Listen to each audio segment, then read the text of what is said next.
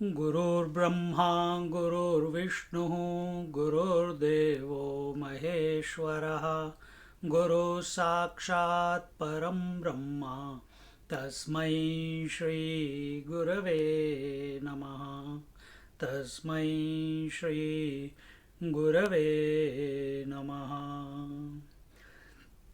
सच्चिदानन्दरूपाय विश्वोत्पत्त्यादिहेतवे तापत्रयविनाशाय श्रीकृष्णाय वयं नुमः। श्रीकृष्णाय वयं नुमः।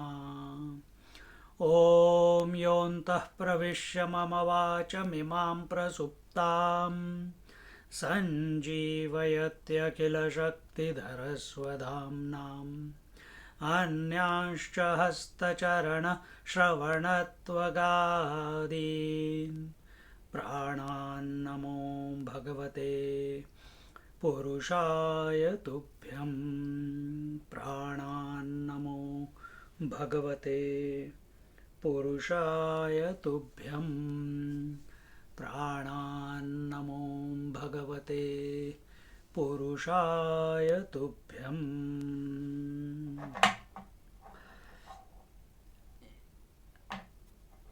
हमें इनवाइट किया गया है फिजी सत्संग मंडल या हिंदू सत्संग मंडल की तरफ से कि 5 दिन के लिए वेनसडे, थर्सडे, फ्राइडे, संडे और मंडे 5 दिन हमको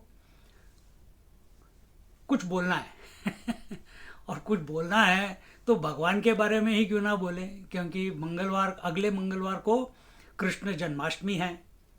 तो हमें तो बहाना चाहिए होता है ना सत्संग में आने का, सत्संग करने का, सत्संग सुनने का बहाना चाहिए। आज देखिए कितना पावन दिवस है कि 500 प्लस साल के बाद आज राम जन्मभूमि का शिलान्यास हो गया। अभी मैं वही देख के आ रहा हूँ, आपने भी देखा होगा। एक भव्य दिवस है आज, बहुत ही ऑस्पिशियस। और उसी दिन हम अपनी भागवत भी शुरू कर रहे हैं भागवत कृष्ण लीला। तो हमें तो बहाना चाहिए, कोई भी बहाना। जब हमसे पूछा गया, संजय ने पूछा आप करेंगे क्या, मैंने कहा क्यों नहीं करेंगे। भगवान का नाम लेने के हमेशा तत्पर रहते हैं। कट एंड पेस्ट, इधर की क्लास उधर करो, उधर की क्लास उधर करो। क्लास कोई कैंसिल नहीं होनी चाहिए। हमारी बाकी सत्संग है, कोई कैंसिल नहीं हुई। हमने उनको मंडे और ट्यूसडे को शिफ्ट कर दिया, तो वेडनेसडे से हम फ्री हो गए। सैटरडे को नहीं कर पाए बस हम, तो सैटरडे को भागवत है, तो उस दिन हम भी वहाँ पे कृष्ण जन्माष्टमी मनाएंगे सी। और ये जो अपना जो हिंदू धर्म है, सनातन धर्म है, इस सनातन धर्म में इतने सारे त्योहार, इतने सारे भगवान और उनके त्योहार क्यों आते हैं बारंबार। ये नहीं कि साल में एक बार भगवान का त्यौहार हो गया और उसके बाकी साल ऐश करो। नहीं, हमारा पूरा साल कभी किसी की जयंती हो रही है, कभी किसी का गणपति जयंती, कभी कृष्ण जयंती, कभी राम भय प्रकट कृपाला, तो कभी दत्तात्रेय का भगवान का, कभी गीता जयंती, कभी कार्तिकेय पूर्णिमा, कभी कुछ ना कुछ होता रहता है। देखिए, ये हमारे सनातन धर्म का एक बहुत बहुत बड़ा मनुष्यों के लिए वरदान है। और वो क्या है, एक लाइफस्टाइल हो गई है। और क्या है वो लाइफस्टाइल कि अगर तुम आम आदमी काम में इतना बिजी है कि उसको अगर भगवान के को याद करने में भूल जाता है, कुछ हो जाता है, हर दूसरे दिन, तीसरे दिन, हर दूसरे हफ्ते कोई ना कोई त्यौहार आ जाता है, एकादशी आ जाती है, पूर्णिमा आ जाती है, हम उस बहाने अपने प्रभु को याद कर लेते हैं, उनका ध्यान कर लेते हैं, उनकी पूजा कर लेते हैं। अभी मुझे तो कुछ याद नहीं, मैं तो इन सब, तो अभी मंडे को, सोमवार को हमारी एक माता जी हैं, वो हमसे, हम रुद्रम उनके साथ बोलते हैं हर हर मंगलवार। तो उन्होंने कहा कि स्वामी जी इस मंगलवार को हम पूजा करेंगे। मैंने कहा करो। नहीं नहीं, आपको भी करना पड़ेगा। मैंने कहा क्या करना पड़ेगा? नहीं नहीं, आपको, हम सब हर साल की तरह वो क्या कहते हैं 11 बार रुद्रम बोलेंगे। तो अब भगवान का बुलावा है, क्या करो करो और क्या, आनंद लो, जब तक होता है तब तक करो। बकवास करनी है तो भगवान का नाम क्यों ना लें? अगर वाणी का प्रयोग करना ही है तो उसका प्रयोग भगवान का नाम लेने के लिए क्यों ना करें? किसी की बुराई के लिए क्यों करें? किसी को जज करने के लिए क्यों करें? दुनिया के, सृष्टि के बारे में क्यों बात करें? देखिए, और यही हमारी इंद्रियां कर रही हैं हर समय। तो ये जो ईश्वर प्रेम है, ये धीरे धीरे, बहुत विरले लोग होते हैं जिनके हृदय में एकदम से भगवत भक्ति आ जाती है। और वो इसलिए आ जाती है क्योंकि उन्होंने बहुत पापड़ बेले होंगे पिछले जन्म में।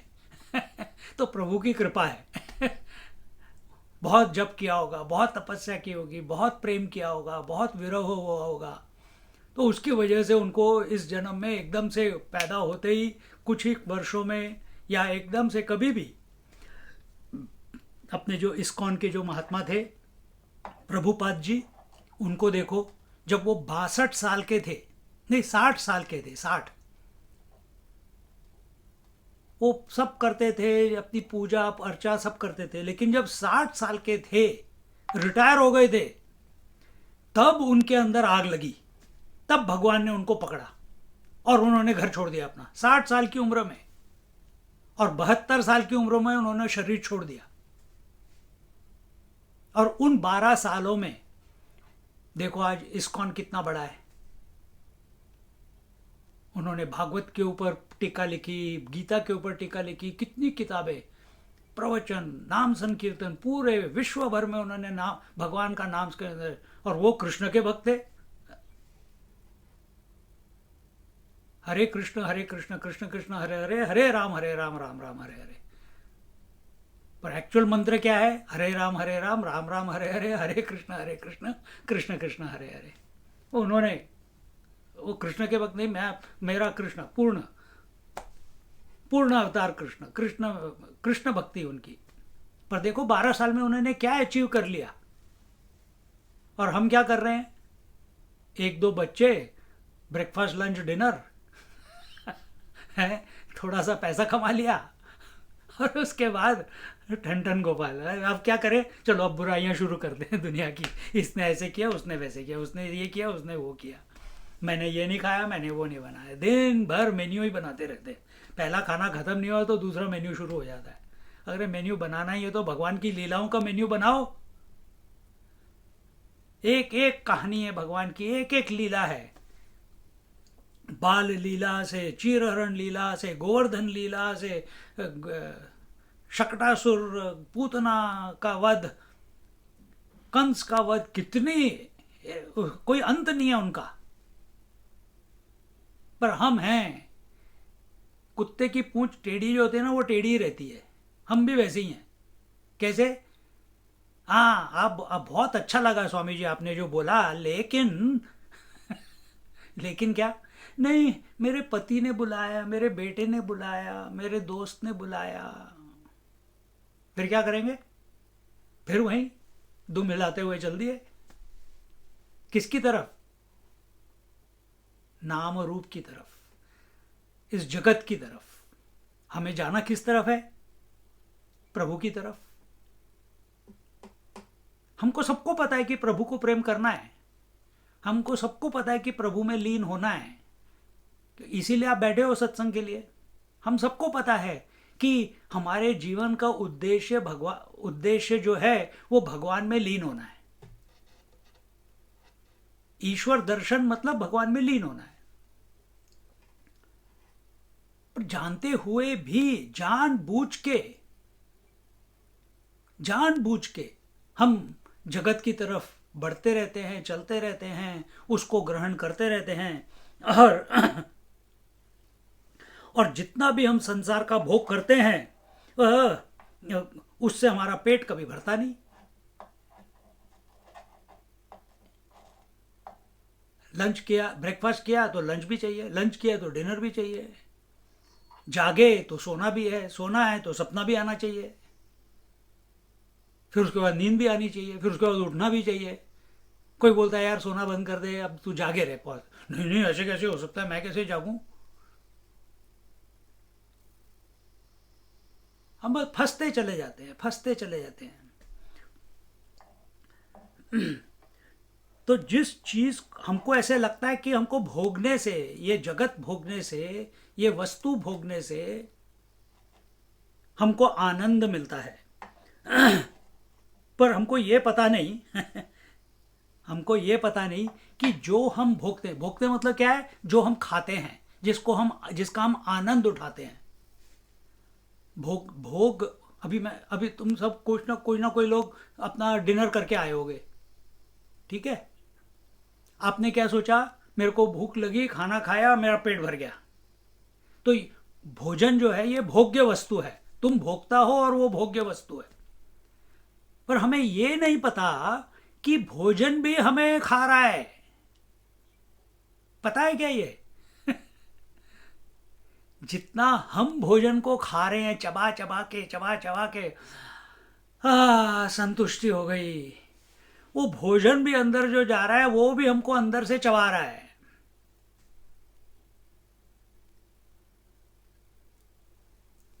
वो भी हमें भोग रहा है अंदर से। इसीलिए बीमारियां आती हैं, इसीलिए बीमारियां आती हैं।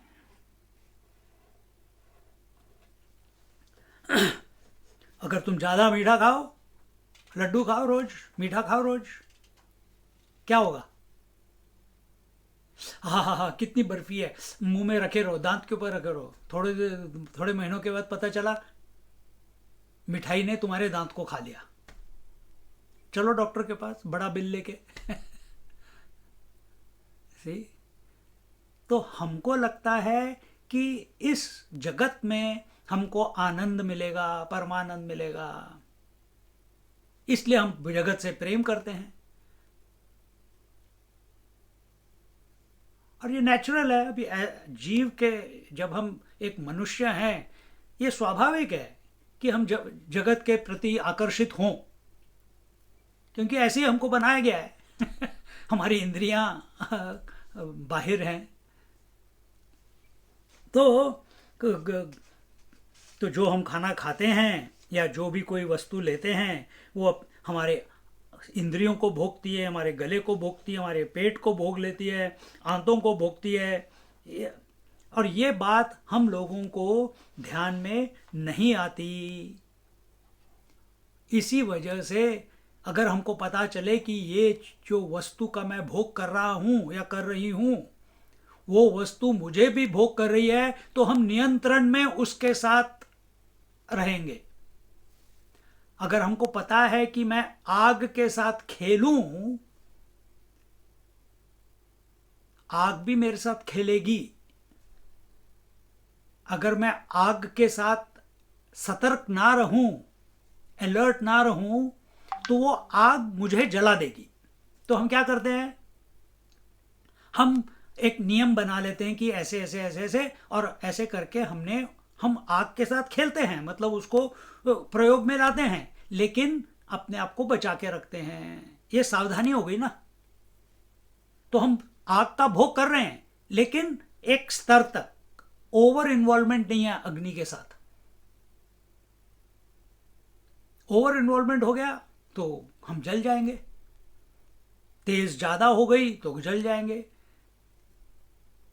फायर प्लेस में अगर हीट ज़्यादा हो गई, घर में हीटर ज़्यादा हो गया तो गर्मी लगने लग जाएगी, अपने आप हम कम कर देते हैं। तो वी हैव लर्नड, हमने सीख लिया है कि कैसे इसको इसके साथ इंटरेक्ट करना है कि ये हमारी सेवा कर सके और हमारे लिए एक मुश्किल ना बन जाए, एक प्रॉब्लम ना बन जाए।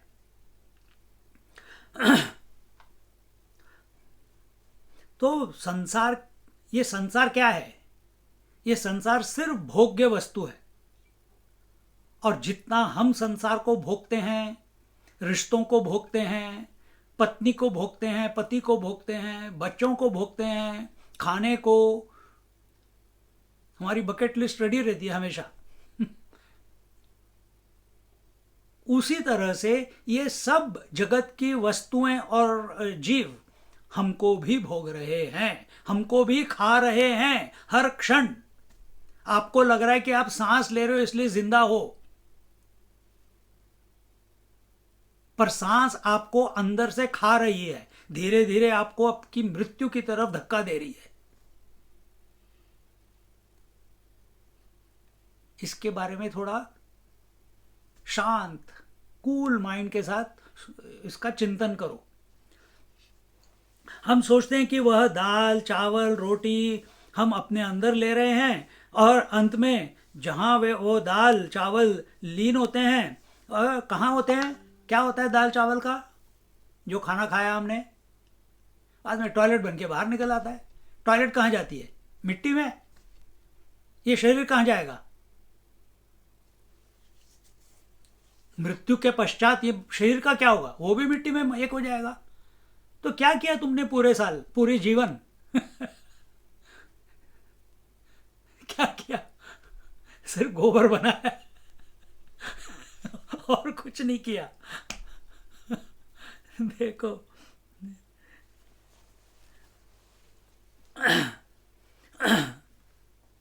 तो जो लोग जीवन में जगत को, भोग्य वस्तु को प्रधानता देते हैं, इंपॉर्टेंस देते हैं, अपने परिश्रम को कि मैं करूँगा, मैं करूँगी तभी मैं सक्सेसफुल होऊंगा, अगर मैं अपने कर्म नहीं करूँगी तो कैसे होगा, मैं ये करूँगी, मैं दुनिया को, ऐसे बहुत लोग हैं कि शिव जी के ऊपर दूध क्यों डालते हो, गरीबों को पिलाओ, भगवान के ऊपर फूल क्यों इतने वेस्ट करते हो, फूलों को पेड़ों पे ही रहने दो, एनवायरमेंटलिस्ट, और घूमते रहते हैं इधर उधर। बहुत लोग हैं, सब अलग अलग ऑर्गेनाइजेशंस बनी हुई हैं। पर क्या आप किस सबको रोक पाओगे? कोई चांस ही नहीं है। और उसकी वजह से क्या होगा? दुख, परेशानी, फ्रस्ट्रेशन, एजिटेशन, मन विचलित हो जाता है, क्योंकि मैं इतना अच्छा काम कर रहा हूं या कर रही हूं और कोई मेरे को अप्रिशिएट नहीं कर रहा है। ये क्या गलत मैंने बोला कि फूलों को भगवान के ऊपर मत डालो, दूध को शिव जी के ऊपर मत डालो? भैया उनके पैसे हैं, वो कैसे अपने पैसे खर्च करें वो उनकी प्रॉब्लम है, तुम क्यों उनके उसमें नाक डाल रहे हो? तो ये जो सोशल वर्कर्स होते हैं ना, ये बड़े डेंजरस होते हैं। उनसे एक हाथ दूर, एक मील दूर, एक हाथ नहीं, एक मील दूर रहा करो। सोशल वर्कर नहीं बनना हमें जीवन में। फिर क्या बनना है? हमें भक्त बनना है। भक्त क्या करता है? सेवा। सोशल वर्कर क्या करता है? वो क्या सेवा करता है? सोशल वर्कर अपने मुद्दे लोगों के ऊपर थोपता है एनजीओ बना के।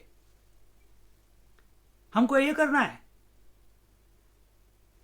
हमको क्या भगवान ने वो अपॉइंटमेंट लेटर दिया है कि जा भाई दुनिया का भला करके आ, तेरे को ये काम करना है? संत लोग कर सकते हैं क्योंकि वो भगवान के साथ एक हैं, तो उनमें से भगवान प्रस्तुत होते हैं। हम फटीचर, गुड फॉर नथिंग, क्योंकि हमारे को कंट्रोल चाहिए, क्योंकि हमारे को पैसा चाहिए, क्योंकि हमारे को कोई सुनता नहीं है।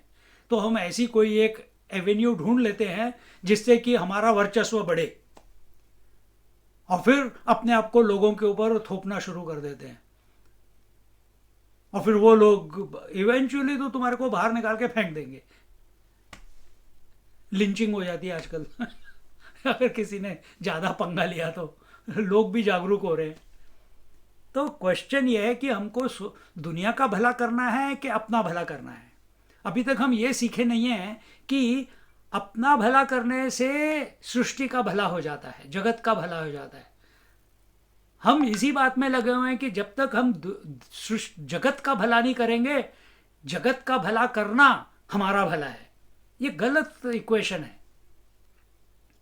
अगर हम ऑर्गेनाइजेशन बनाएंगे, अगर हम मंदिर बनाएंगे, अगर हम ये गाना सीखेंगे, अगर हम भजन सीखेंगे, अगर हम प्रवचन देंगे तो हम भला कर रहे हैं, तो अब हम स्पिरिचुअल हैं। नहीं बाबा, अगर गाना गाते समय, प्रवचन देते समय अगर हम ही अपने आप को नहीं सुन रहे, भजन करते समय हमारे मन में ही कोई भक्ति नहीं है, सेवा करते समय ये भाव नहीं है कि जिसकी सेवा कर रहे हैं वो हो प्रभु समान ही है, प्रभु ही मेरे सामने उस रूप में आया है, then we have lost the plot. फिर तो जितना मर्जी कर लो, सिर्फ फ्रस्ट्रेशन अपने जीवन में आएगा और कुछ नहीं आएगा। तो इस तरह से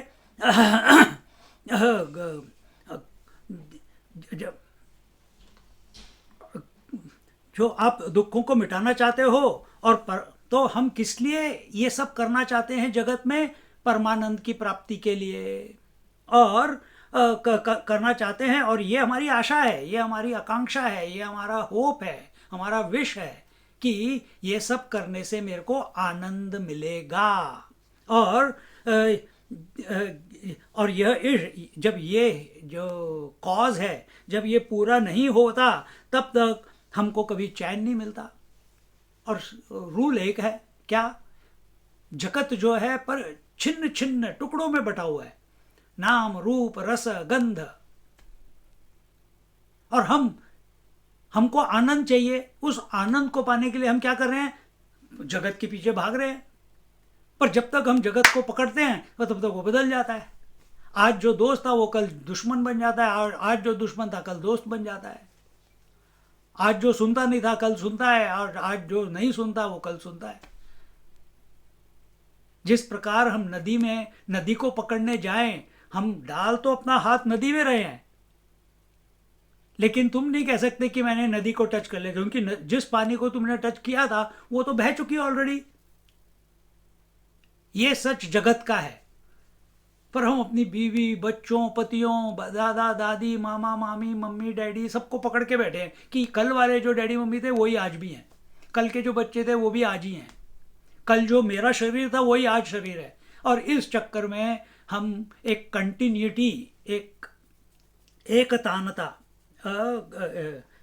एक सीक्वेंस क्रिएट कर रहे हैं जो, और हम सोचते हैं कि इससे हमको आनंद मिलेगा। और ये सोचो भाइयों और बहनों कि अभी तक जीवन में आपने या आपके बंधुओं ने, आपके दोस्तों ने, जितने भी लोगों को आप आसपास देखते हो, अमीर हों, गरीब हों, पैसे वाले हों, पैसे वाले ना हों, बच्चों के हों, बच्चे ना हों, बिजनेस हो, बिजनेस ना हो, वर्कर ना हो, अभी तक आपको पूरी तरह से खुश कोई मिला है कि हमेशा खुश रहे, परमानंद में रहे? अभी तो कोई मिला है? पर हमारी खोज वही है। हर एक कोई, हम सब जो भी कार्य कर रहे हैं वो सिर्फ इसीलिए कर रहे हैं। हम जगत में भी इन्वॉल्व इसलिए होते हैं कि हमको आनंद चाहिए। हम दुखी होने के लिए थोड़ा ना जगत में इन्वॉल्व हो रहे हैं। हमने शादी दुखी होने के लिए की थी, हमने बच्चे पैदा दुखी होने के लिए किए थे, हमने बिजनेस दुखी होने के लिए शुरू किया था, हमने सत्संग दुखी होने के लिए शुरू किया है। पर जब तक हम आनंद को इस जगत से ढूंढने की कोशिश करेंगे, इस जगत के साथ तादात्म्य करके कि मेरे पति की वजह से मेरे को आनंद मिलता है, मेरे बच्चे की वजह से मेरे को आनंद मिलता है, ऐसे हम सोचते रहेंगे, तब तक we are knocking on the wrong door. कभी भी हमें चैन नहीं मिलेगा। चैन किस बात का नहीं मिलेगा? हमें आनंद की पूर्ति कभी होगी नहीं, और इसलिए हम बेचैन रहेंगे हमेशा। और बेचैनी अच्छी है, कोई बुरी बात नहीं है, पर जगत के लिए बेचैनी का कोई उसका कोई इल्जाम नहीं है, मतलब कोई कंक्लूजन नहीं है। थोड़ी देर के लिए हम खुश हो जाएंगे, बाद में फिर असंतुष्ट। थोड़ी देर के लिए नींद आ जाएगी, फिर जाग जाएंगे। थोड़ी देर काम करेंगे, फिर थक जाएंगे। थोड़ी देर किताब पढ़ेंगे, फिर नहीं अब बहुत हो गई पढ़ाई। थोड़ी देर टीवी देखा, एक मूवी देखी, दो मूवी देखी, कितनी देखा होगा, खत्म हो गया, बहुत हो गया।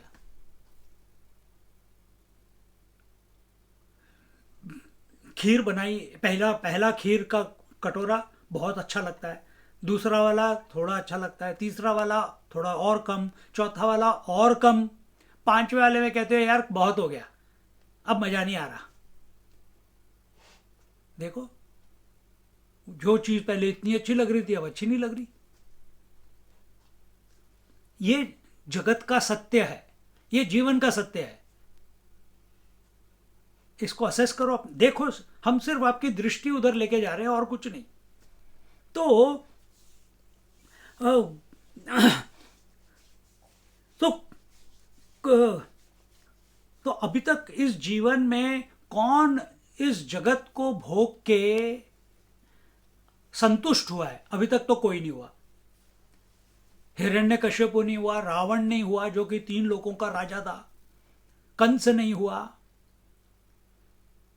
वो जरासंध जिसका शरीर मर नहीं सकता था वो नहीं हुआ। तो आप और मैं क्या चीज हैं? किस खेत की मूली हैं? सोचो। और इस तरह से तो अपने जीवन में इस आनंद को की खोज में हम कहाँ कहाँ जाते हैं? जब हमने चलो ये थोड़ा सा विचार कर लिया और इस विचार करके हम पहुंच गए, चलो योग करने चलते हैं। योग करने से क्या मिलेगा? मैक्सिमम आप पहुंचोगे समाधि। समाधि मिलने का भगवान को मिलना थोड़ी ना होता है। समाधि में तो आप अपने अस्तित्व से मिल गए, हम आत्मा से मिल गए, आत्मा का दर्शन हो गया बस। सांख्य का दर्शन किया कि मैं शरीर नहीं हूं, मैं प्राण नहीं हूं, मैं मन नहीं हूं, मैं बुद्धि नहीं हूं, तो आपने अपने आप को शरीर से अलग कर लिया। उधर भी प्रेम नहीं आया, योग में भी प्रेम नहीं आया। ज्ञान में तो हम भगवान को तो बाईपास ही कर लेते हैं। तो वहां पे भी हमको संतुष्टि नहीं होती। आप कैसे कह सकते हैं जी कि योग में आनंद नहीं आया? बहुत आनंद आता है। जब एनर्जी राइज होती है तो बहुत आनंद आता है, पर जब समाधि से बाहर निकलते हो फिर दुनिया वैसी की वैसी, फिर वही झगड़े, फिर वही पति, फिर वही पत्नी, फिर वही ब्रेकफास्ट, फिर वही लंच, सुबह से शाम तक फिर रगड़ा पट्टी। हमको लीन होना है। संतुष्टि तभी आएगी जब हम पूरी तरह से गायब हो जाए। हम गायब होते हैं, नींद में वो गायब होते हैं, लेकिन फिर उठ जाते हैं सुबह। ये प्रॉब्लम है। तो हमको सबसे ज्यादा आनंद तो नींद में ही आता है, लेकिन वो आनंद फिर बिखर जाता है जैसे हम उठते हैं, और उसी आनंद को हम ढूंढने लग जाते हैं जगत में। तो यहां बोलते हैं कि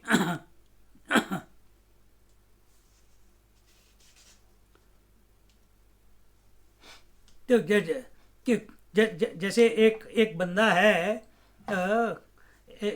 उसको उसने किसी को जेल में डाला हुआ है।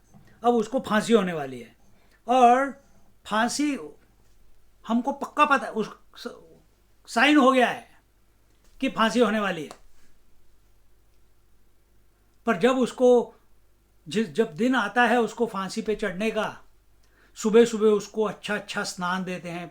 इतने सालों से उसको जेल में स्नान नहीं दिया, उस दिन एकदम सैंडलवुड, मैसूर सैंडलवुड सोप देके उसको स्नान दिया, उसको अत्तर वत्तर लगाया, उसको फूल की माला चढ़ाई, उसकी आरती की, ओम न तत्र सूर्यो भाति न चंद्र तारकम, फिर उसको भोग चढ़ाया, और रास्ते में जाते जाते पहले रस मलाई खिलाई। अब वो सोच रहा है यार क्या हो गया, वो भूल जाता है कि वो फांसी पे चढ़ने वाला है, क्योंकि उसको इतने सालों के बाद इतना कुछ मिल गया एकदम से, इतना रिस्पेक्ट, एकदम साफ फ्रेश कपड़े, उसको माला दी जा रही है, उसकी आरती की जा रही है, उसको रसमलाई लड्डू, और वो उन्हीं चीजों में सोचते सोचते सोचते सोचते सोचते एकदम से वो फांसी के सामने आके खड़ा हो जाता है। अरे तेरी की, मैं तो भूल ही गया कि मेरा आज फांसी का दिन है।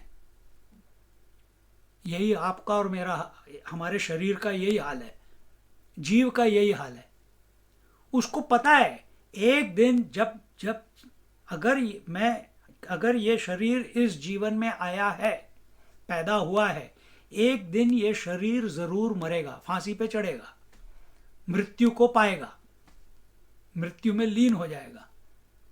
पर हम क्या लगे हुए हैं उस कैदी की तरह, जो बीच में जो पड़ाव आए हैं उसी में खुश हैं, और भूल गए कि आखिर में क्या होने वाला है। ये हमारा हाल है। देखो, तो अगर,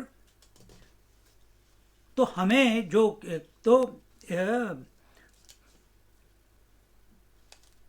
तो बीच रास्ते में जितना भी वो सुख ले ले, रास्ते में जितना भी वो सुख ले ले, लेकिन अंत में दुखी है, मृत्यु ही है।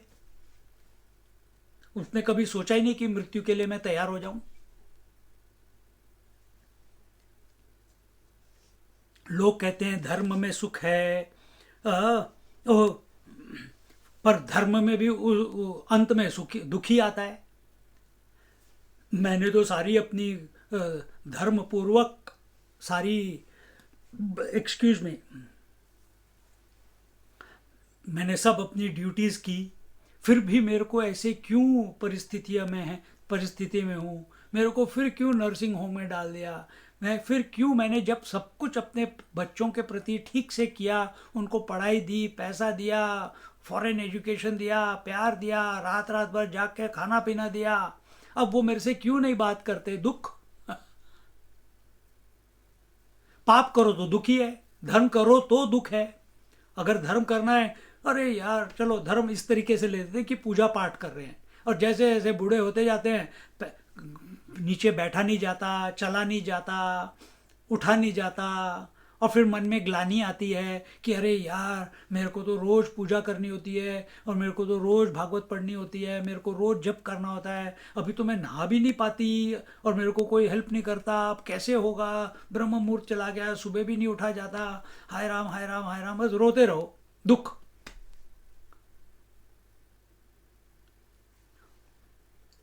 पाप का फल भी दुखी होता है, पुण्य का फल सुख तथा जन्म और मृत्यु वो उसके साथ लगा रहता है। पुण्य करो तो आपको मनुष्य जीवन मिलेगा, पर मनुष्य जीवन मतलब आप पैदा हुए और एक दिन मरोगे, लगे रहो मुन्ना भाई, एक जन्म से अगले जन्म, एक पुण्य करते रहो लेकिन मरते भी रहो, और जागते जिंदा भी होते रहो। जिंदा मतलब जन्म लेते रहो। तो ऐसी कोई जगह है जहां मेरे को परमानंद मिले? कोई है ऐसी जगह? इस शरीर में नहीं है, इस जगत में नहीं है। अब क्या करूं फिर मैं? मेरे से छोड़ा भी नहीं जाता ये जगत, मेरे से छोड़े भी नहीं जाते अपने रिश्ते, लड्डू नहीं छोड़ा जाता, खीर नहीं छोड़ी जाती। जो जगत से मेरे को जो आनंद मिल रहा है वो मेरे से छूट नहीं रहा बाबा। तो मैं क्या करूं, कैसे जीऊं फिर? तो एक जगह है जहाँ पे कि हमें दुख नहीं मिलेगा, और वो कहाँ है? ईश्वर में आपको दुख कभी नहीं मिलता। ईश्वर आनंद स्वरूप है, ईश्वर सुख स्वरूप है।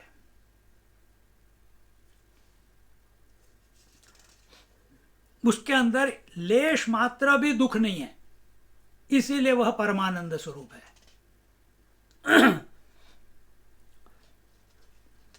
तो इस परमेश्वर, इस ईश्वर को प्राप्त करने के लिए हमें क्या करना पड़ेगा, क्या करना चाहिए, ये सोचकर अब आगे चिंतन बढ़ाते हैं।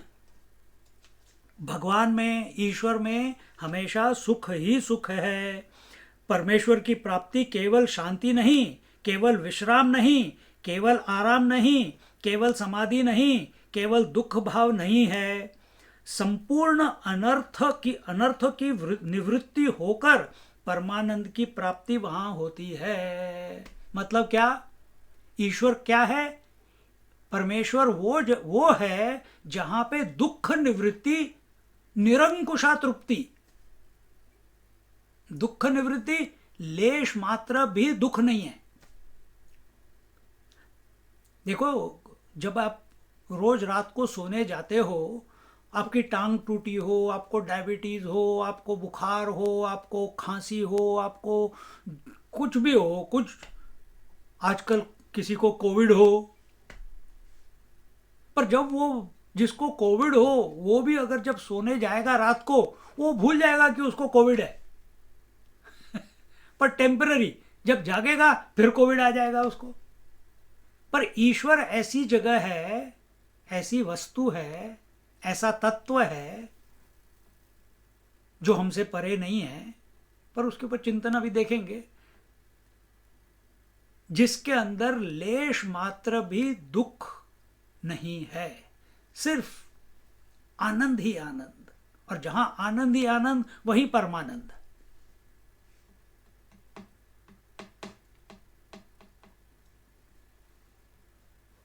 और वो जो मार्ग है इस ईश्वर को प्राप्त करने का, इस ईश्वर में लीन होने का, इस ईश्वर के साथ एकत्व में आने का, वो हमारे वेदों का मार्ग है, वो हमारे पुराणों का मार्ग है। हमारे वेद, ऋग्वेद, यजुर्वेद, सामवेद, अथर्ववेद, हमारे पुराण 18 मुख्य पुराण है और उप पुराण और 18 है, तो टोटल 36 पुराण। फिर उसके बाद इतिहास, महाभारत और रामायण और महाभारत, और फिर संतों के आप्त वचन, जैसे तुलसीदास जी ने जो लिखा है ये उनके वचन है, सूरदास जी ने लिखा वो उनके वचन है, तुकाराम ने जो लिखा वो उनके वचन है, ज्ञानेश्वर महाराज ने ज्ञानेश्वरी लिखी वो उनके वचन है। तो ये आप्त वचन में आ गए। तो ये सब हमारे शास्त्र हैं, पर इनका प्रमाण जो पुराणों में दिया है, जो महाभारत और रामायण में दिया है, और जो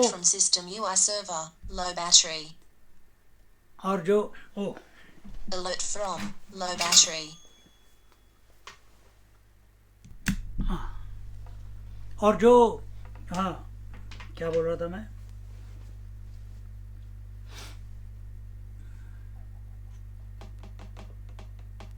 कहाँ था मैं?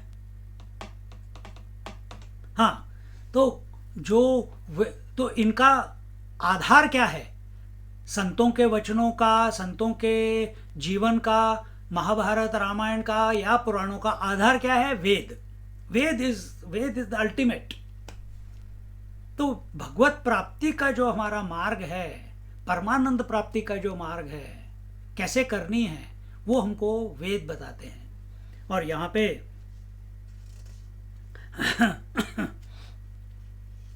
तो कई लोग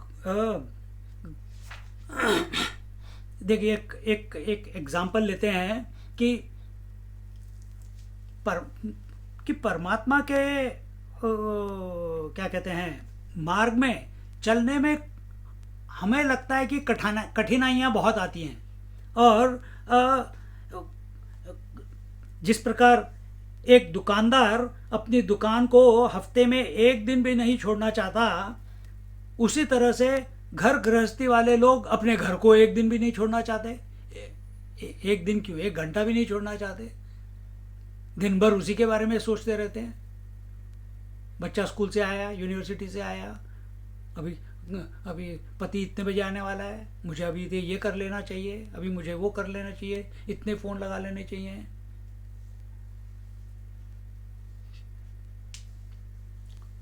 तो जैसे घर गृहस्थी में कैसे लोग घंटे भर के लिए भी वहाँ से अपने को हटाना नहीं चाहते हैं,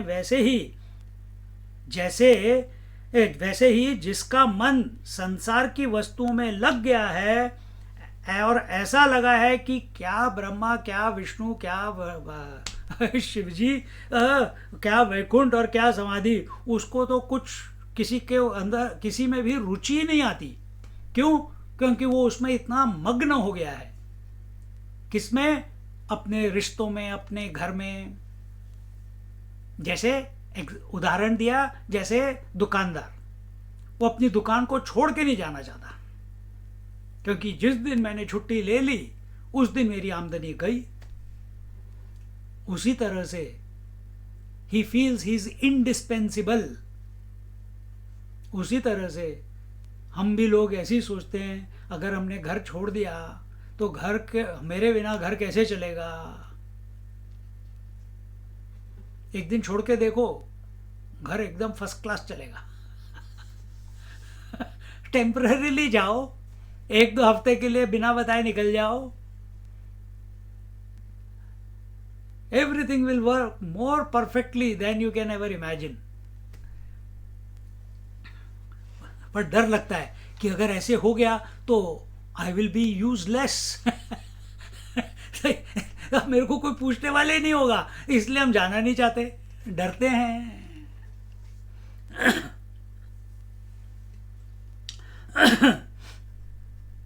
तो कोई ना कोई तो तो, तो और लोग अपने मथुरा, वृंदावन, काशी, इन सब जगह पे जाते हैं। वहाँ पे पैसा होता है, दारू होती है, भांग होती है, सब कुछ होता है, लेकिन भगवान के नाम पे सब कुछ करते हैं।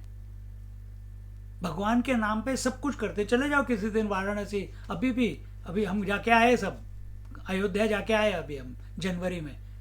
कुछ लोग, आप लोग मेरे साथ आए थे,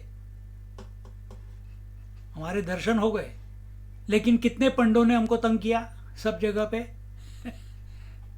साहब पूजा करा लो, साहब ये कर लो, साहब वो कर लो, पीछे पड़े रहते हैं। वो लोग वहां भगवान के सामने बैठे हैं, लेकिन क्या उनकी भगवान में भक्ति है?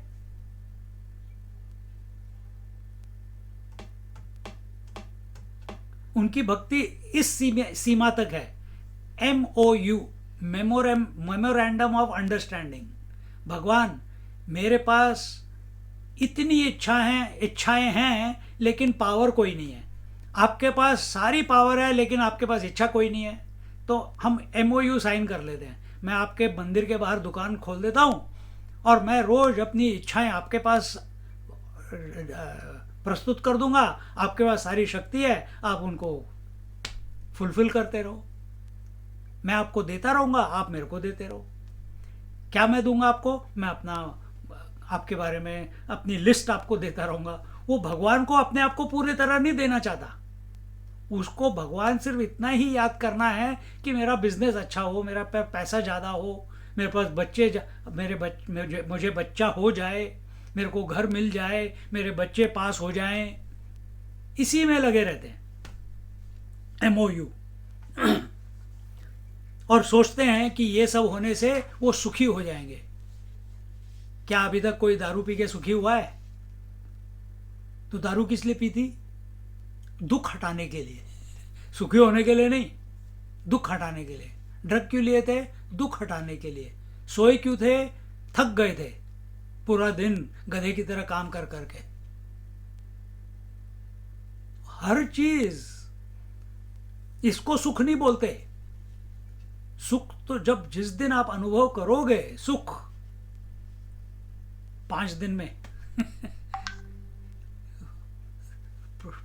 The talk series will be Ishwar Prem. प्रेम कैसे किया जाता है, उसका तात्पर्य क्या है, उसका रहस्य क्या है, किसमें? कृष्ण भगवान में। ऑफ कोर्स जन्माष्टमी आ रही है, अगर शिव जी के महाशिवरात्रि के पहले कहते तो हम शिव जी का नाम ले लेते। अभी जन्माष्टमी आ रही तो कृष्ण भगवान। बोलो कृष्ण कन्हैया लाल की जय।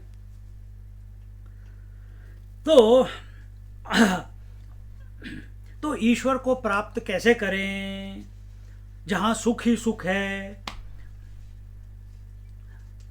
नहीं, जहां सुख है नहीं, उसका स्वरूप ही सुख है। किसका? उस ईश्वर का। आग का स्वरूप ही हीट एंड लाइट, ये उसका स्वरूप हो गया है ना।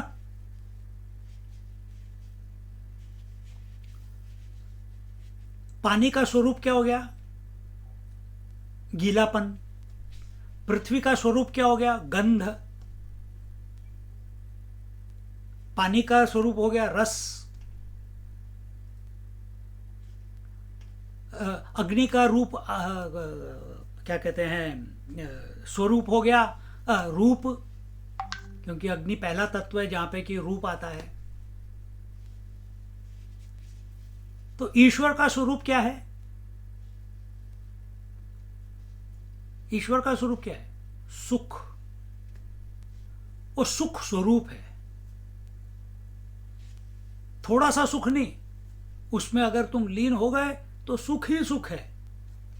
उसमें दुख, जैसे हमने पहले बताया था, उसमें लेश मात्र भी दुख नहीं है।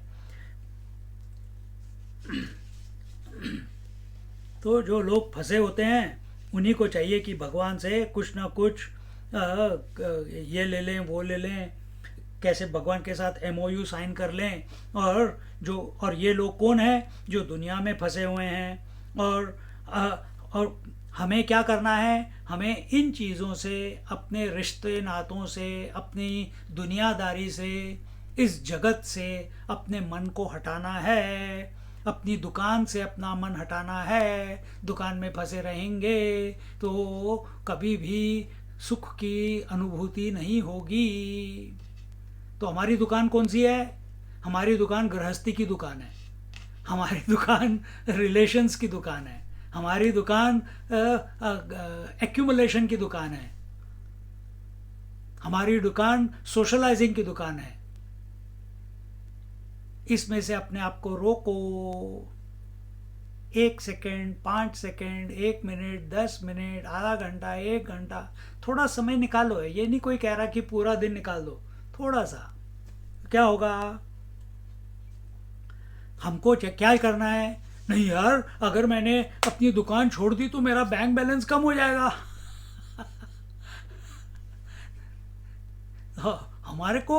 हमें क्या चाहिए? बैंक बैलेंस बढ़ाते रहना है। बैंक बैलेंस कम नहीं होना चाहिए, रोज उसमें इंक्रीज। आज 10 रुपए हैं तो कल 20 होने चाहिए, 20 के 40, 40 के 80, 80 के 160, बढ़ते रहना चाहिए, कम नहीं होना चाहिए। क्योंकि जिस दिन मैंने काम नहीं किया, अरे बाप रे, जिस दिन मैंने काम नहीं किया उस दिन बैलेंस उतना का उतना ही रह जाएगा। इस बात का हमको डर लगता है। तो ऐसा कोई मार्ग है कि मैं छुट्टी पे भी चला जाऊं और मेरा बैलेंस भी कम ना हो? बैलेंस भी कम ना हो, ऐसा कोई मार्ग है? तो इसके लिए थोड़ी थोड़ी आदत डालनी पड़ती है अपने जीवन में। संग्रह नहीं करना है, रिश्तेदारी में ज़्यादा फंसना नहीं है, अपने को थोड़ा समय देना है, संसारी भोगों से निवृत्ति लानी है। और संसार में जीवन जीना ये मजबूरी नहीं है। संसार में जीवन जीना ये मजबूरी नहीं है।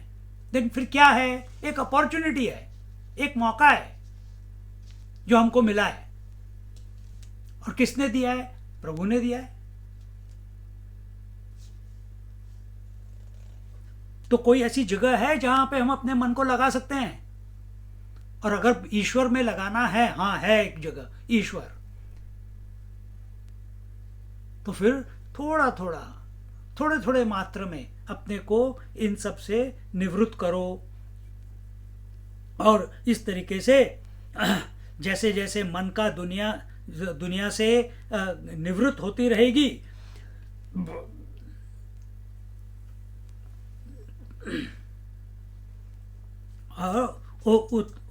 उतना ही, जैसे जैसे उस, अब जैसे मर्जी करो। अगर तुम्हारा मन बहुत विचलित है तो योग करो, अगर थोड़ा ज्ञान की तरफ है तो सांख्य फिलोसॉफी फॉलो करो, वेदांत का श्रवण करो, भगवान का जप करो, कुछ तो करो।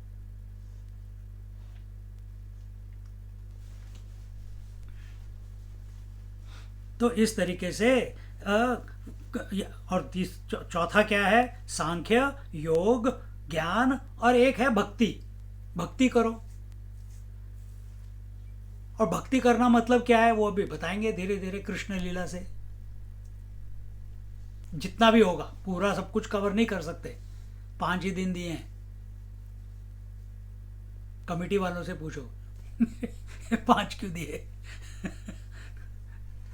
हाँ, सोचो। तो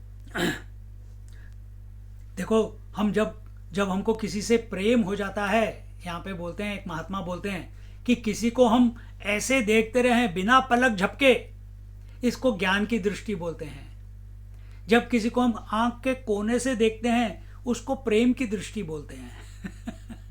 हाँ?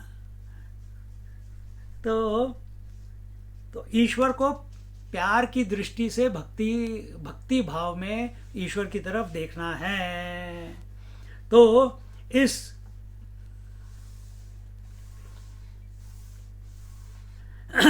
देखो, अब वृंदावन चलते हैं। हम बैठे मेलबर्न में हैं। अगर मैं अभी बोलूं कि आंख बंद करो, या आंख बंद भी मत करो, क्या कौन सी जगह है, नावुआ के बारे में सोचो, फिजी के बारे में सोचो। जब आप बचपन में थे, उधर के खेत कैसे थे, उधर की नदी कैसे बहती थी, बचपन में कैसे तुम नदी में कूद कूद के गर्मियों में नहाते थे, स्कूल साइकिल पे जाते थे या पैदल जाते थे, क्योंकि हम सब उस उम्र के हैं जब पैदल जाते थे, बस में नहीं जाते थे। हाँ, बारिश के दिनों में कैसा मौसम होता था। आपको उधर जाने की जरूरत नहीं है, आप बैठे मेलबर्न में हो। लेकिन अगर हम इसके ऊपर चिंतन करना शुरू करें, वी बिकम नॉस्टैल्जिक, एकदम भाव विभोर हो जाते हैं, एकदम अपनी पुरानी दुनिया जो थी, जहाँ पे हम फिजी में जैसे थे या इंडिया में जैसे थे, पूरा पिक्चर एकदम आंखों के सामने आ जाता है। कैसे हम तितलियों के पीछे भागते थे पकड़ने के लिए, होली के लिए लकड़ियां इकट्ठी करते थे, जब रामनवमी होती थी तो कैसे हम रामलीला का प्रदर्शन करते थे। कभी कोई हनुमान बन जाता था, कभी राम बनते थे, कभी सीता बन जाते थे। ये सारी स्टोरीज कहाँ, you get transported, you get transported just by thinking. हमको शरीर फिजिकली वहां पहुंचने की जरूरत नहीं है। उसी तरह से हमें वृंदावन भी फिजिकली जाने की जरूरत नहीं है, हम तो जाके आए अभी। हम 10-15 लोग गए थे, वृंदावन गए और गोवर्धन की परिक्रमा की।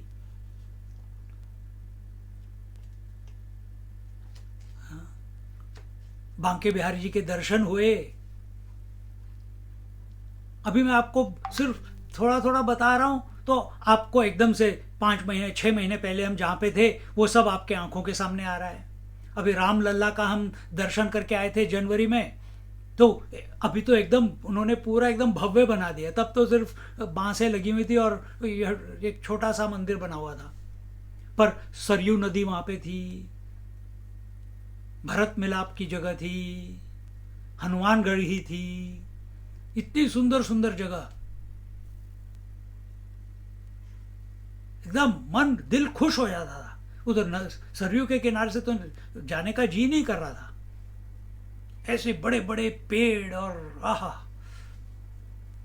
घाट पे बैठे हुए थे। देखो, अब हम कब गए थे? 6 महीने पहले। अभी हम बात कर रहे हैं and it seems as if, क्या हो गया भाई? Hold on, because I am sending it on to the Fiji temple group on Facebook. वो ट्राइंग टू रिकनेक्ट बोल रहा है, पता नहीं क्या हो गया। I am just pausing. हाँ, तो श्री कृष्ण की लीला के योग में जो वैराग्य है वह हम बता रहे हैं। हाँ, क्या हो गया? कृष्ण के बारे में सोचा 1 सेकंड के लिए तो आपको सब कुछ छोड़ना पड़ा। नींद के बारे में आपने सोचा, अभी सोचोगे बाद में, सोने के लिए जाओगे आज रात को, सोचा तो पूरे जितने भी संसार के विचार थे सब आपके मन में से निकल जाएंगे। तो जैसे हमने प्रेम से कृष्ण के बारे में सोचा, कृष्ण कन्हैया लाल के बारे में सोचा, तो उसी क्षण हमारे मन में सृष्टि के प्रति, संसार के प्रति, पुत्र के प्रति, पति के प्रति, पत्नी के प्रति, दुनियादारी के प्रति, अपनी दुकान के प्रति वैराग्य हो जाता है। वैराग्य कोई एकदम एक बड़ा स्टेप नहीं है। अगर आप सबके सब लोग अभी हम हमें सुन रहे हैं 1 घंटे से, तो 1 घंटे के लिए आपको अपनी दुकानदारी से वैराग्य हो गया है। न कर्मणा न प्रजया धनेन त्यागे नैके अमृतत्व मानशु। त्यागे नैके अमृतत्व मानशु। त्यागे नैके मतलब छोड़ दिया। जहां छोड़ दिया सब कुछ, वहीं परमानंद है, वहीं ईश्वर है, वहीं भक्ति है, वहीं एकत्व है, वहीं संतुष्टि है, वहीं ज्ञान है, वही योग है। और हम क्या करते हैं? हम पकड़ के रखते हैं, ये मेरे पति हैं, ये मेरा बेटा है, ये मेरा घर है, ये मेरी साड़ी है, ये मेरा पैंट है, ये मेरा जूता है, मेरा मेरा मेरा मेरा मेरा मेरा, इसका कोई अंत ही नहीं है। और हमारे वेद क्या बोलते हैं? त्यागे नैके अमृतत्व मानशु। अमृत तत्व की प्राप्ति करनी है तो आपको सब कुछ छोड़ना पड़ेगा। पर सार, हमें तो डर लगता है, इसके साथ हमको इतना तादाद में हो गया है, इतना अटैचमेंट हो गया है, इतना आइडेंटिफिकेशन हो गया इन सब चीज़ों के साथ, अपनी दुकान के साथ, कि हमसे छोड़ा नहीं जाता रे। तो क्या करें? क्या करें? तो यहाँ बोलते हैं कि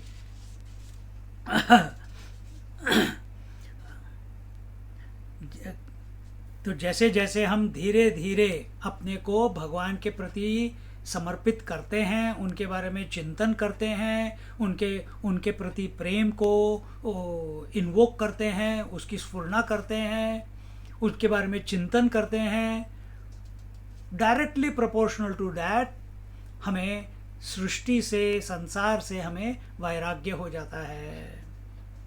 उसके बारे में हम कम सोचते हैं।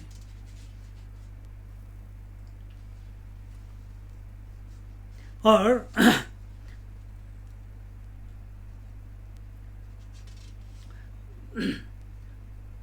तो उधर ही उसी वृंदावन में यमुना जी बह रही है मंद मंद गति से।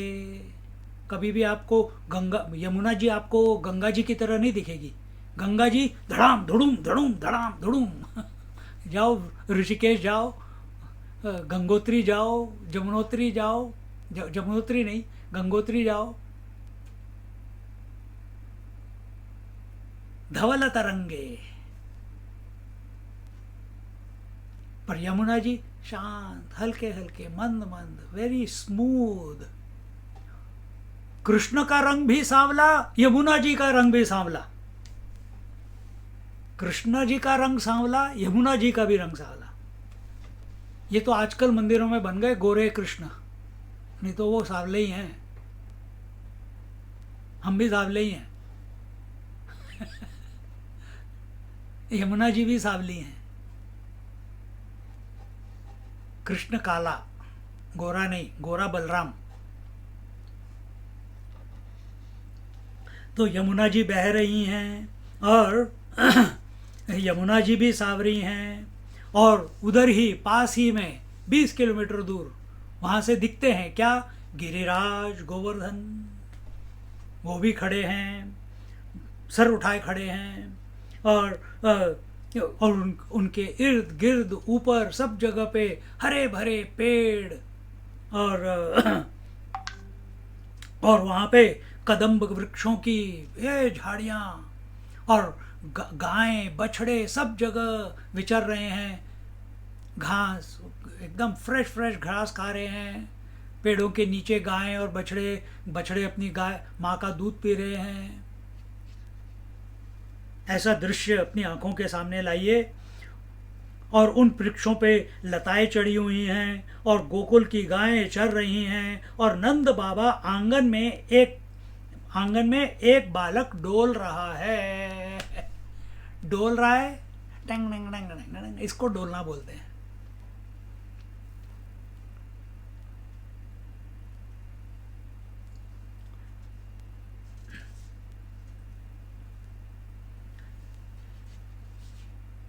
सिर्फ हम आपको पिक्चर नहीं दिखा रहे, जैसे ऐसे बता रहे हैं कि वृंदावन में आए, नंद बाबा के घर आए, वहाँ पे नदी है, गोवर्धन है, गायें हैं, बछड़े हैं, और नंद बाबा के घर में एक छोटा सा शिशु है, बच्चा है, डोल रहा है। सिर्फ पिक्चर देख के घर नहीं जाना है। फिर क्या करना है? हमें दिखाना है कि इस पिक्चर में क्या क्या चीज़ें हो रही हैं, इसमें क्या क्या है। सिर्फ इतना ही नहीं है, पिक्चर नहीं है सिर्फ। पिक्चर तुम देखते हो, देखने के बाद भूल जाते हो। हमने कितने पिक्चरें देखी हैं, हिंदी मूवी, इंग्लिश मूवी, पर याद ही नहीं रहता किसी मूवी का। हाँ, मैट्रिक्स याद रहती है। क्यों? और वो भी पूरी मूवी नहीं, पर उसके अंदर जो टीचिंग है वो याद रहती है। रामायण पूरी याद है, पिक्चर समेत। महाभारत पूरी याद है, पिक्चर समेत। उसमें क्या क्या सीखने की इतनी सारी चीजें हैं, लेकिन अगर शुरू करें तो फिर उसका कोई अंत ही नहीं है। वो भी तो पिक्चर ही है, महाभारत। देखो, टीवी पे चल रही है बी.आर. चोपड़ा की, और आजकल राधा कृष्ण करके है स्टार भारत पे, वो भी देखो कैसे राधा और कृष्ण का प्रेम कैसे अपनी उच्च कोटि तक पहुंच रहा है। राधा को पता नहीं कि वो कृष्ण की अर्धांगिनी है, कृष्ण को पता है कि राधा उसका आधा है, उनसे अलग नहीं है, लेकिन वो उसको बताना नहीं चाहते। राधा को ढूंढना है, पता करना है कि वो उनकी है, उनसे अलग नहीं है। ये सिर्फ भास है उसका कि वो उनसे अलग है। देखो, और वही पूरी मूवी हमारी भी है, क्योंकि हम क्या ढूंढ रहे हैं? परमानंद ढूंढ रहे हैं हम अपने जीवन में, पर गलत जगह पे हमारा फोकस है। हमारा फोकस है संसार में, हमारा फोकस है बच्चों में, रिश्तों में, पैसे पे, दुकान पे है। टेम्पररी आनंद मिलेगा, परमानंद नहीं मिलेगा।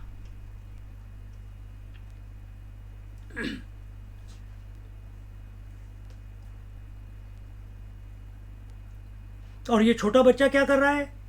हाँ, एक नंद बाबा के आंगन में एक बालक डोल रहा है। दौर्भ्याम व्रजंतम व्रज युवती जनाह्वानत प्रोल्लसंतम। ये भागवत में आता है। वो हाथों के बल चल रहा है, सरक रहा है आगे आगे आगे, हाथों पे, घुटनों पर चल रहा है। भगवान को क्या हाथ की जरूरत है? भगवान तो पूर्ण है, भगवान में पूरी सृष्टि है, तो उसको हाथों की क्या जरूरत है? उसको पैरों की क्या जरूरत है? सोचो, ये सोचने वाली बात है, चिंतन करने वाली बात है। उन्होंने अपने आप को हाथ क्यों दिए?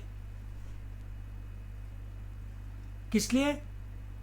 परित्राणाय साधूनाम विनाशाय च दुष्कृताम धर्म संस्थापनार्थाय संभवामि युगे युगे।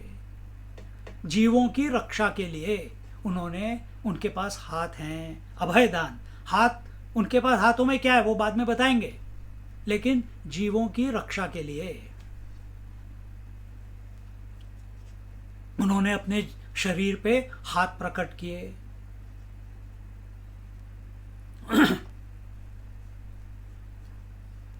क्योंकि क्षत्रियों में, क्षत्रिय किस लिए बोलते हैं? क्षत्रियों को क्षत्रिय क्यों बोलते हैं?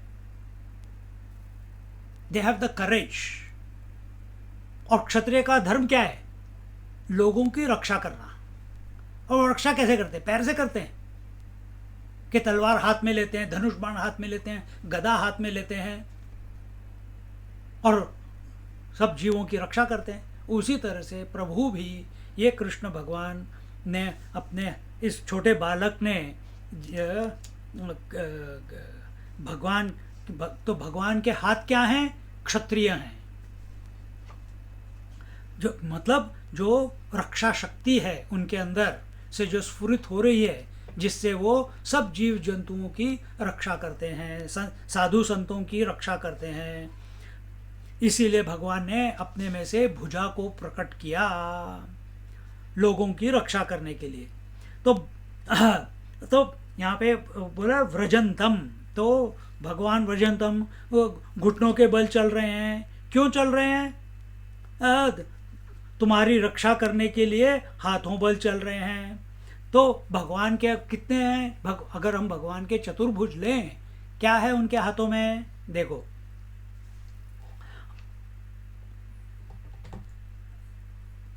इस ऊपर वाले हाथ में शंख, बाएं हाथ में, दाएं हाथ में ऊपर चक्र, सुदर्शन चक्र, दाएं वाले नीचे वाले हाथ में गदा, कौमुदी गदा, और शंख का नाम है पांचजन्य शंख, पंचजन्य शंख, नॉट पांच, पंचजन्य शंख। और इस हाथ में क्या है? एक कमल, मीन्स बाएं नीचे वाला हाथ। ये 4 हाथ हो गए। ये उनका सौम्य रूप है, विराट रूप नहीं, भयावह डरावने वाला नहीं, ये सौम्य रूप है, नारायण स्वरूप, चतुर्भुज स्वरूप, शंख चक्र गदा पद्म।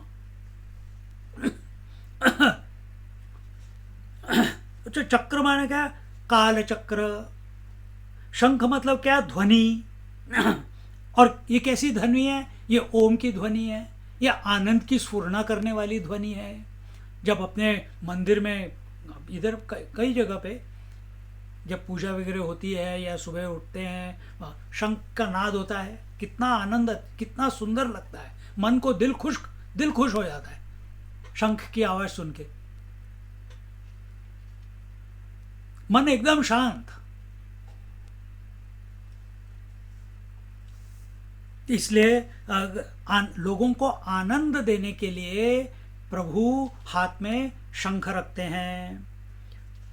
और वस्तुओं की तोड़फोड़ करने के लिए वो हाथ में गदा रखते हैं। अगर कोई सुने ना, दूसरे तरीके से मैं आपको बाद में समझाऊंगा, अभी तो ये सुन लो। इसका एक और तरीका है सोचने का, चिंतन करने का। और हाथ में गदा रखते हैं, और एक हाथ में कमल का फूल होता है या अभयदान होता है। शंकर गदा पद्म, पद्म मतलब एक कमल का फूल। वो किस लिए? वो करुणा रूप है। और हाथ में हृदय की करुणा, कोमलता से कमल है। एक तरीका और है, क्या? इस काल चक्र में फंसे हुए जीवों को, आप और मैं, हम जीवों को भगवान बुला रहे हैं। बुलाते कैसे हैं? हम तो फ़ोन कॉल करके बुलाते हैं। आज मेरे को फ़ोन कॉल करके बताया गया कि भाई इस पे आपको क्या कहते हैं, ब्रॉडकास्ट करना है, जस्ट 2-3 मिनट्स मोर। अभी क्योंकि 8:30 हो गया, पर ये कंप्लीट कर देते हैं ये शंख चक्र गदा पद्म। तो काल चक्र में हम फंसे हुए हैं, जन्म मरण जन्म मरण जन्म मरण। तो भगवान शंखनाद करते हैं, बुलाते हैं, आजा भाई मेरे पास आजा, मेरी सुन ले, मेरे को मेरी तरफ नजर तो कर, अपनी दुकान तो छोड़। पर ये छोड़ने को तैयार नहीं। तो फिर क्या करेंगे? तो 2 हाथ तो यूज हो गए ऑलरेडी। तीसरे हाथ में क्या है? गदा। जब कोई नहीं सुनता तो फिर गदा चलाते हैं। अगर राम जी के भक्त हो तो वो हनुमान जी को छोड़ देते हैं पीछे, या भाई इसको थोड़ा फुदका इधर उधर।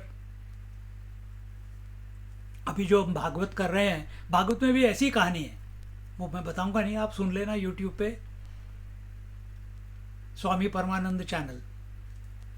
उधर स्टोरी ऑफ अ ब्राह्मण करके है, वो भी बड़ा अमीर वमीर था, पर एक नंबर का लालची, एक नंबर का क्या बोलते हैं, बनिया वृत्ति थी, था ब्राह्मण। उसकी क्या गति होती है वो स्टोरी में सुनना। तो यहाँ जो भगवान की जो बुलावा भगवान का आता है, और कहाँ पे भगवान का बुलावा आता है? अपने जीवन में, अपने हृदय में। कभी कभी हम अभी इतने क्षेत्रों में गए थे, तीर्थ क्षेत्रों में, कितने सोमनाथ गए, हम द्वारका गए, गिरनार गए, 10,000 सीढ़ियाँ चढ़ के, पर उधर जाके फिर एकदम अपने आप सोमनाथ में, इधर सब जगह पे अपने आप ध्यान लग जाता है, अपने आप ध्यान लग जाता है। क्योंकि हजारों लाखों करोड़ों लोग वहां जाके उस सोमनाथेश्वर शिवलिंग का, द्वारकाधीश भगवान का, दत्तात्रेय पादुका का, वृंदावन धाम का, गोवर्धन पर्वत का पूजा करते हैं, परिक्रमा करते हैं, इतने भाव से जाते हैं। तो ये वो क्षेत्र जो है, इट इज सो पावरफुल कि वहां जाओ तो अपने आप हम अंदर चले जाते हैं, प्रभु अपने हृदय में प्रकट हो जाते हैं। और अगर हमने कभी कभी, क्योंकि हमारी दुकान खुली हुई है, तो कभी कभी थोड़े ऑब्स्टिकल्स आ जाते हैं, डिफिकल्टीज आ जाती हैं, बिजनेस फेल हो जाता है, बच्चे नहीं सुनते, पति या पत्नी एक दूसरे से अलग हो जाते हैं, माँ बाप जिनसे हम प्यार करते थे वो मर जाते हैं। तो ये सब गधा चलना है। फिर धक्के, कोई लोग बुलावा आया तो सीधे आ गए। कई लोग जो अभी तक अपनी दुकान में बिजी हैं, तो जब तक उधर लॉस नहीं होगा तब तक उनका अटेंशन प्रभु की तरफ नहीं आएगा। फिर जब आता है तो क्या होता है? भगवान की करुणा, भगवान का प्रेम, भगवान में आस्था, जिसकी वजह से हम परमानंद में लीन हो जाते हैं। तो इस तरीके से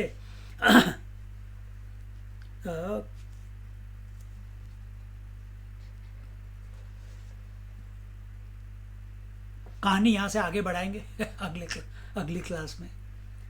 ये अभी सिर्फ हम एक फाउंडेशन बना रहे हैं। इस फाउंडेशन से अभी आज थोड़ा स्लो हो गया, मैं क्या करूं। मेरे को आदत हर चीज़ में एकदम अंदर घुस जाने की आदत है, तो मैं आई हैव टू, आनंद भी आता है, चिंतन भी हो जाता है, पर कई बार अब 5 दिन में मेरे को इतना कवर कर, मैंने सोचा था इतना करूँगा, लेकिन देखते हैं हो जाएगा। तो आगे देखेंगे कि और क्या हमें करना है अपने मन को ये इस लीला में। हमको इसमें लीला जो है, भगवान की जो लीला है, ये एक रहस्यमय कहानी है। ये रहस्यमय लीला है।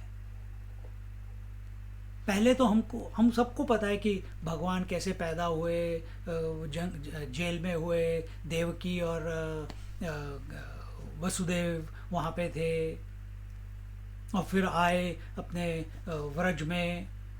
एक दिन भी नहीं वहाँ पे जेल में बिताया, इमीडिएटली सीधे यशोदा नंद और नंद बाबा के घर आ गए, और यहाँ पे इतनी लीलाएं की। हम सबको सारी लीलाएं पता है, पर उनके पीछे जो रहस्य है वो हमें पता है क्या? अगर रहस्य पता चल गया, देखेंगे कितना हम कवर कर सकते हैं। और जैसे जैसे ये गांठें खुलती रहेंगी, रहस्य रहस्य खुलते रहेंगे हर लीला के साथ, पूतना वध, शकटासुर का वध, धेनुकासुर का वध, इतने सारे थे, बकासुर का वध, और इवेंचुअली पहुंचेंगे कंस। कंस कौन है? अहंकार का वध। और अहंकार कैसे प्रस्तुत होता है अपने जीवन में? इतने सारे उसने राक्षस भेजे अपने आप को बचाने के लिए। और अहंकार की क्या स्टोरी है? मैं बकरे की तरह। तो एक ओवरव्यू दे दिया। अब अगले हफ्ते क्या, कल आई एम थिंकिंग वीकली, कल फिर 7:15 बोलो कृष्ण कन्हैया लाल की जय, नंद के छोरे की जय, यमुना महारानी की जय, गोवर्धन गिरिराज की जय। ओम पूर्णमदा पूर्णमिदं पूर्णात् पूर्णमुदच्यते पूर्णस्य पूर्णमादाय पूर्णमेवावशिष्यते। ओम शांति शांति शांति। हरि ओम। श्री गुरुभ्यो नमः। हरि ओम।